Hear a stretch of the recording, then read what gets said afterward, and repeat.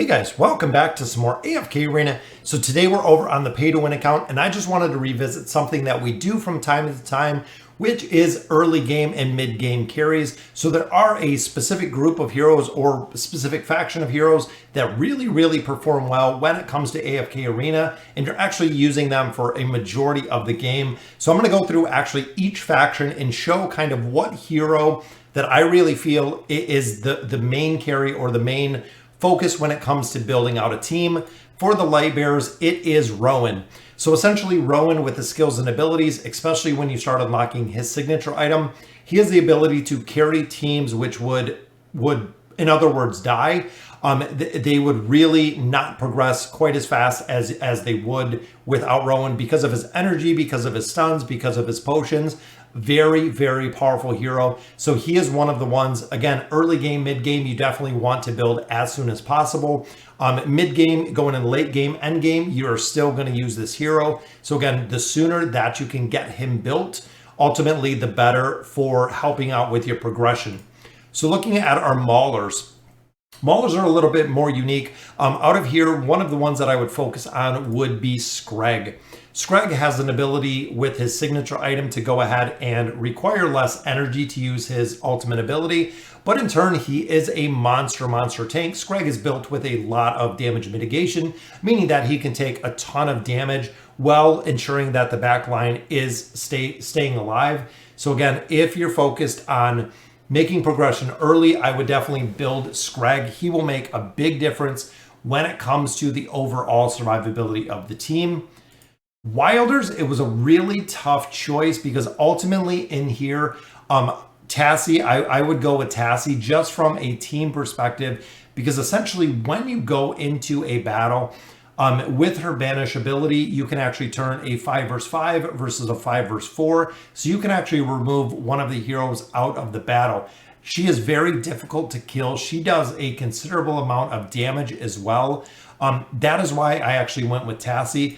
I know Iran is a solid choice, but again, if you really don't have him built, he doesn't perform that well. If you don't have him coupled with Leica, not really as strong. So off the bat, I would build in here would be Tassie, probably for the campaign or for the progression, as well as Saurus. So Saurus is a very unique hero, meaning that his abilities are going to be used for boss fights. The sooner you build him, the earlier you build him.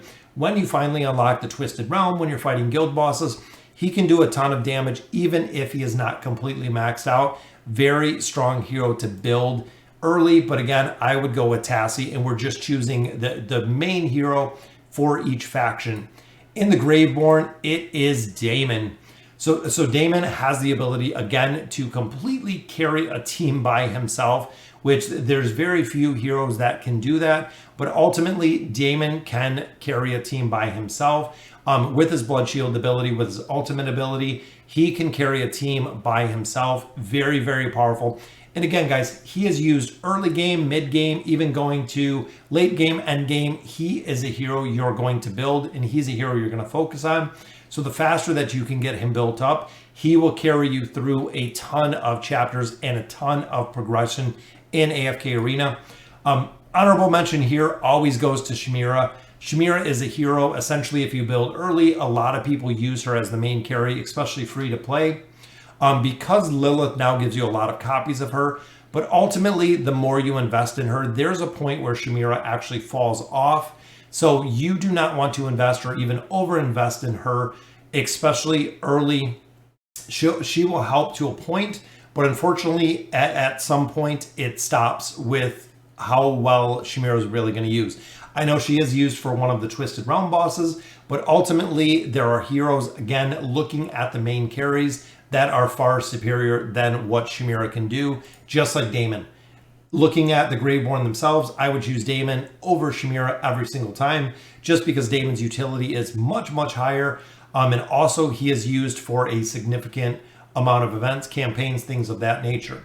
Looking in the Celestials, if you're looking for progression, the twins. The twins are used for almost every single formation. They're used in multiple formations. They're used in the Twisted Realm. Their utility is unmatched by any other hero, just because to really maximize damage and really make progression very solid, you do have to have the twins.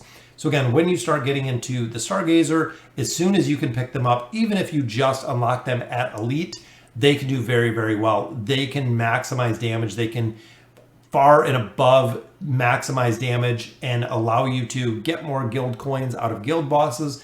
Most events do require you to have the twins. Most Twisted Realm bosses, again, require you to have the twins. So looking at the Celestials, building the twins all the way up to Mythic, getting their signature item, very, very important. And then going from there, ultimately, to build them to Ascended once you look at a couple other heroes.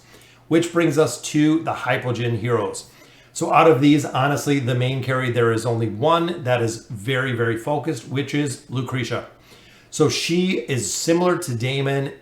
She can solo teams by herself. As heroes die, she gets stronger. So the earlier that you can pick up copies of her, and again, with the Celestials and the Hypogeans, it is kind of RNG to you picking up these heroes. So the faster that you can pick them up, the sooner that you unlock them. Again, if you do get really lucky with summons, you pull a copy of Lucretia, she will be very, very strong. Using her through a lot of the campaign. Even when they started giving us free copies of her, she was very, very strong pushing through the campaign, which is awesome to see. Looking at the dimensionals, 100% we know we're going with Ainz. He is just the master of the nuke. It is insane how much damage he does that they've never adjusted his skills. They've never thrown a nerf in there or a reduction. Ainz will kill teams by himself. So again, as a free-to-play, as a new player, first thing I would do is once you unlock the garrison, once this garrison is up within the Friends tab, and you can actually pick up Ainz, focus on exchanging for Ainz. The faster that you can get him out of the dimensionals, if you have friends in your friends list that have him, borrow him until you can borrow him for free. Again, if you're newer and you don't have him, priority honestly is getting him and getting him built, getting him stacked up, because even without having furniture, without having signature items, his nukes are so strong that he will kill entire teams and you can push progression very, very quickly.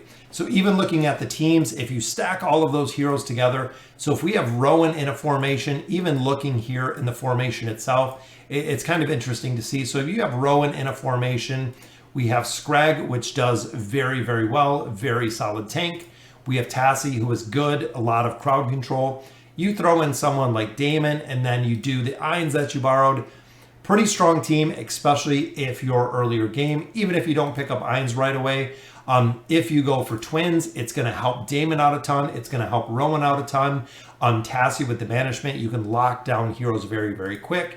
Even if you throw Lucy in here, again, this is going to be a very solid formation for early game, mid game that will work very well if you pull these heroes. And again, we only chose one hero of each faction, because I do also have a lot of players say, okay, well, should I build Rowan or should I build Damon? Well, those are two ends of the spectrum. You're not going to use the same fodder. You're not going to use the same heroes for either class. So build them both, guys. So ultimately, this is just my opinion. I know there's a lot of different changes, but these are the heroes that I focus on because they are early game, very, very solid carries into mid game. Once you start getting them more developed, start getting them more built, start adding some levels to them, getting them to mythic, getting the signature items, you'll use them mid game, you'll use them late game, you'll use them end game. They are heroes that you want to focus on all the way from the beginning. So guys, let me know in the comments what you guys think. And as always, thank you guys for watching.